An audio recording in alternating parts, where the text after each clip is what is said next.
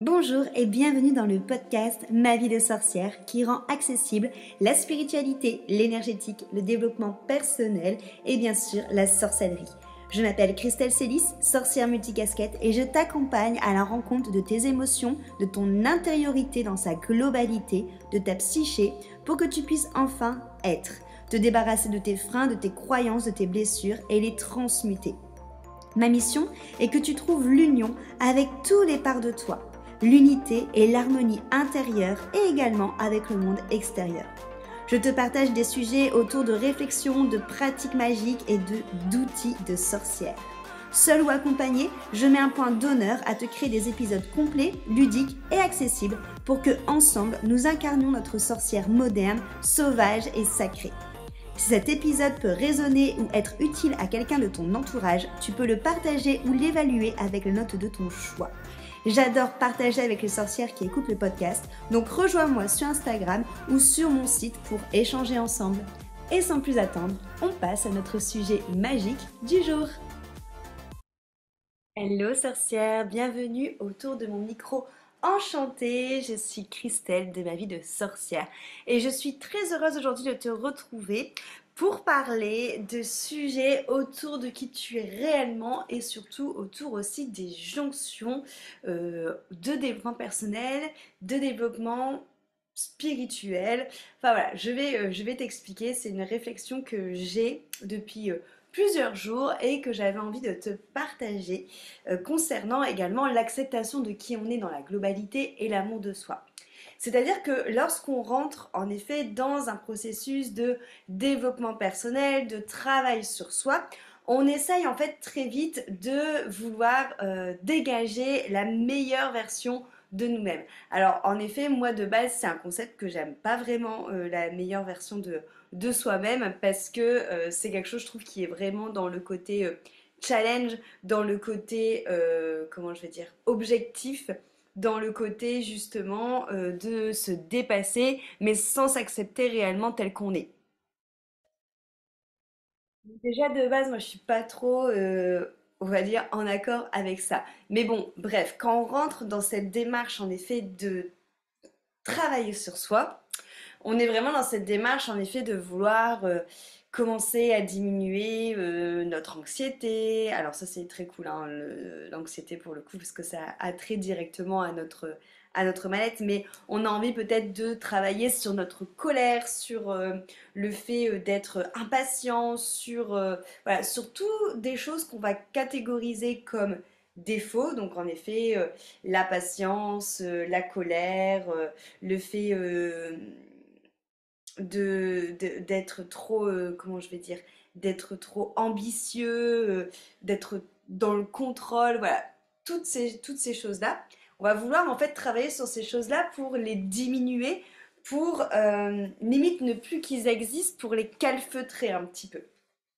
Donc, encore une fois, c'est ok, surtout si ça a un lien avec notre mal-être. C'est-à-dire que si ces traits de caractère-là te rendent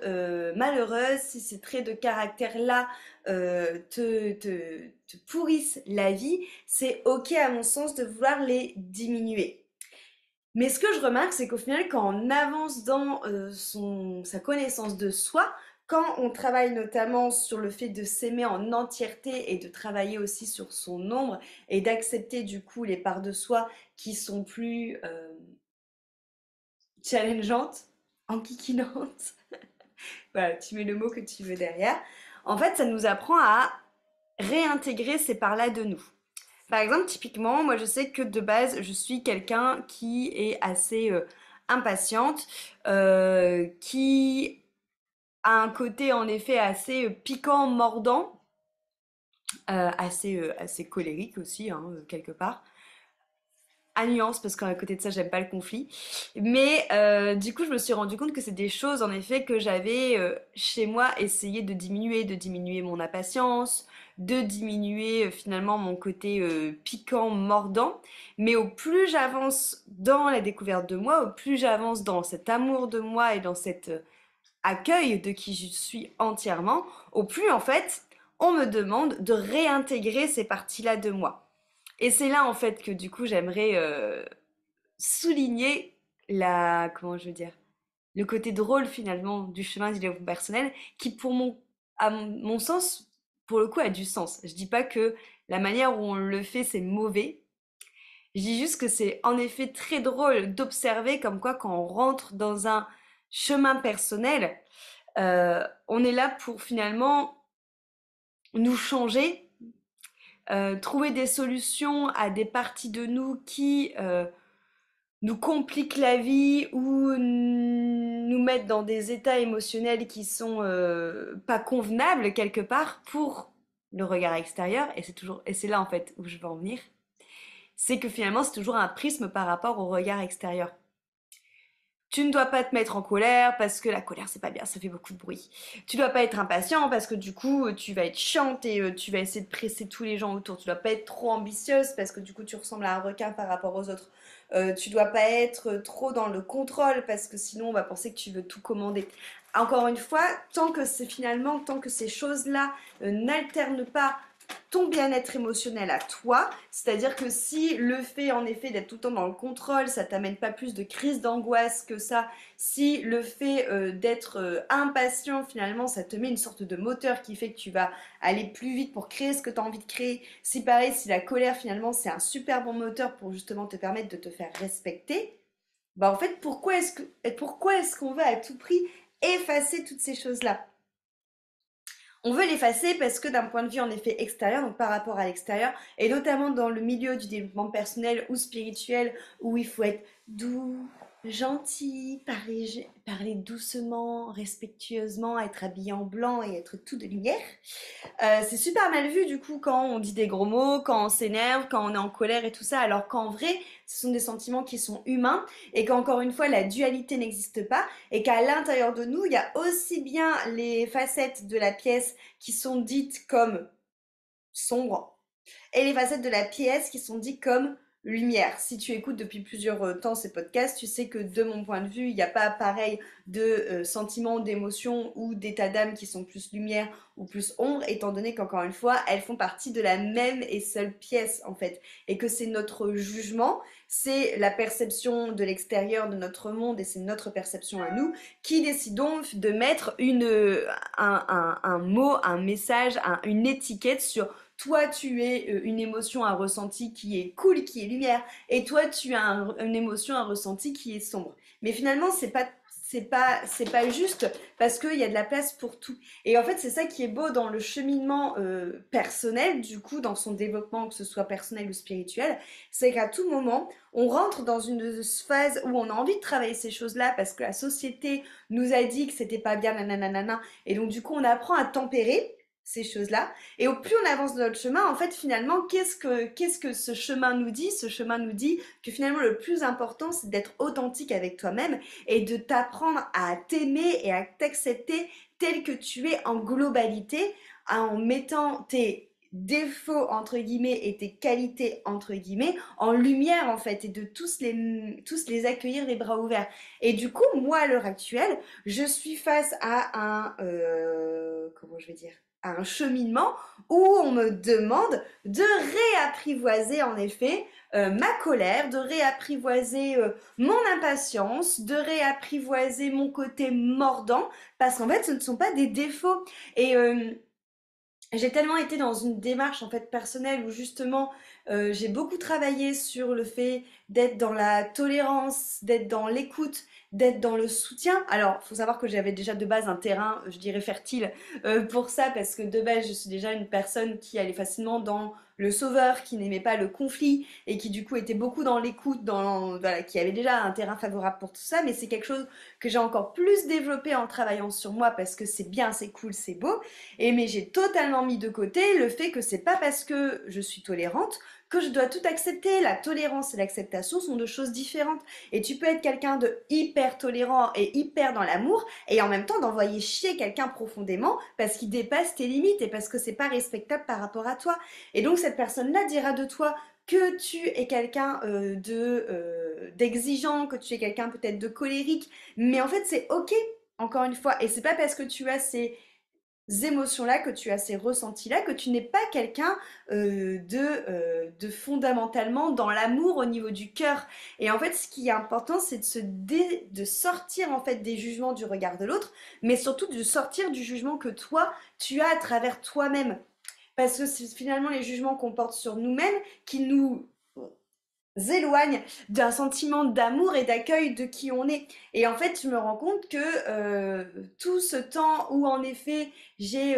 vachement mis en exergue ce côté de je suis dans l'écoute, je suis dans la compréhension de l'autre, bah finalement j'étais aussi totalement dans le désamour de la partie de moi qui avait juste envie de les envoyer tous se faire foutre en fait, parce que j'étais pas d'accord avec ce qu'ils me disaient. Et c'est ok aussi en fait, encore une fois,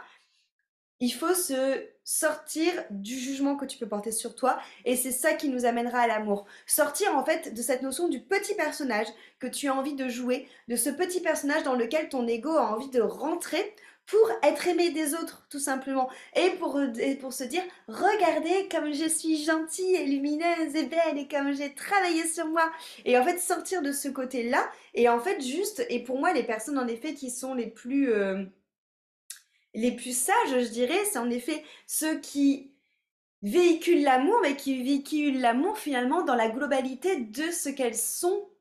C'est-à-dire qu'elles véhiculent de l'amour et que même elles peuvent t'aimer et te dire d'aller te faire voir en fait. Et c'est pas incohérent. Elles peuvent t'aimer et être totalement en empathie, en écoute et ouverte à ce que tu es en train de leur dire et être touchée. Et en même temps, elles peuvent t'aimer et te dire mais tu fais de la merde en fait. Mais je t'aime. Et c'est ça, cette notion finalement de se prendre de qui on est dans la globalité, d'avoir un amour de soi pour toutes ses qualités, ses défauts, ses erreurs. Et en fait, c'est ok tout ça. Et de après finalement plutôt, et c'est là où en est la sagesse, c'est de voir comment est-ce que tu regardes ça, comment est-ce que tu poses ton jugement dessus. Est-ce que tu préfères poser ton jugement dessus en te jugeant, en disant oh, j'ai vraiment pas été cool, tout ça, ou est-ce que tu préfères poser ton jugement dessus en disant bah ok, il y a cette partie de moi là qui a exprimé et c'est ok parce qu'elle fait partie de moi et voilà ce que ça m'apprend et prendre en fait quelque part à chaque fois le positif et l'apprentissage de ce qu'il y a derrière cette réaction, cette expérience et arrêter de mettre des étiquettes de noir ou blanc, de j'aime ou j'aime pas. Mais après, ça nous demande aussi de nous confronter en effet au fait bah, du conflit et au fait que l'autre en face peut nous juger et peut-être nous désaimer ou peut-être être déçu. Mais encore une fois, là, ça ne t'appartient pas. C'est le ressenti de l'autre, d'accord? Donc le ressenti, c'est ses émotions, c'est par rapport à son prisme à lui. En fait, ce podcast, qu'est-ce que tu dois retenir? C'est vraiment cette notion de c'est ok de vouloir travailler sur ces énergies, on va dire entre guillemets plus basses, hein, pour mettre des étiquettes pour que tu comprennes, mais que je pense que tout au tard, tout au tard, tout au tard, notre chemin nous demande finalement de nous accepter tel qu'on est en entièreté, avec aussi nos parts bah du coup, juste et injuste que ce soit pour les autres en fait aussi. Et c'est justement ça qui t'évitera d'être injuste envers toi. Et c'est ça qui te permettra d'être dans l'amour entier de toi. Et au plus tu vas t'aimer entièrement pour qui tu es, au plus tu vas oser en fait assumer, oser être vraiment qui tu es et t'aimer et t'accepter pour ça, au plus forcément, bah, il y a toujours jamais de secret, hein, au plus ça fera miroir sur les autres. Et est-ce que c'est pas ça finalement, être lumière et être dans l'amour de soi et être dans l'amour des autres? Voilà, je te pose cette question-là, c'est vraiment ma réflexion du moment parce que il y a plein de fois où j'ai envie de m'énerver et je me dis, bon alors Christelle utilise la communication non violente et où finalement je réécris 1000 fois les choses parce que je me dis là la personne va le prendre pour soi, la personne va se vexer, la personne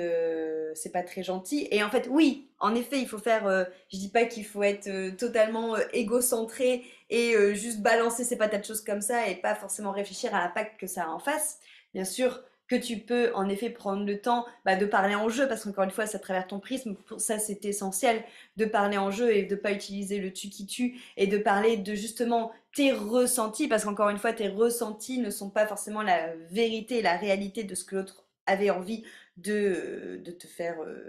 faire expérimenter. Donc de vraiment parler en jeu et de parler en ressenti, mais après ne pas forcément modifier les mots, parce que si tu es en jeu et que si le mot que tu as utilisé représente clairement ton ressenti, bah du coup c'est ok, et tu as le droit d'être en colère, tu as le droit d'être triste, tu as le droit d'être impatiente, tu as le droit d'être tout, parce que encore une fois il y a une panoplie d'émotions qui sont là exprès pour être un thermomètre de ton bien-être intérieur et de ce que tu ressens à l'intérieur, et c'est ces thermomètres là qui permettent de voir si c'est ok.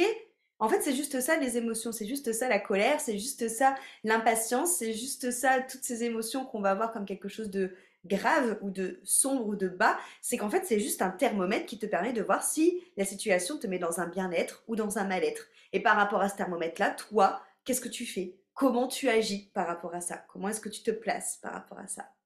Voilà, par rapport à l'amour de soi justement, c'est le thème de l'immersion du mois de février qui commence le 14, donc la semaine prochaine. Le but c'est vraiment de travailler justement dans cette notion d'aller voir quels sont les schémas de désamour que tu as envers toi. Donc typiquement le fait de se juger par rapport à des émotions basses qu'on peut ressentir, par rapport à nos défauts, par rapport à nos erreurs, et quels sont les saboteurs aussi qui t'empêchent de t'aimer. Par exemple, typiquement, un saboteur qui t'empêche de t'aimer, ça peut être si jamais je fais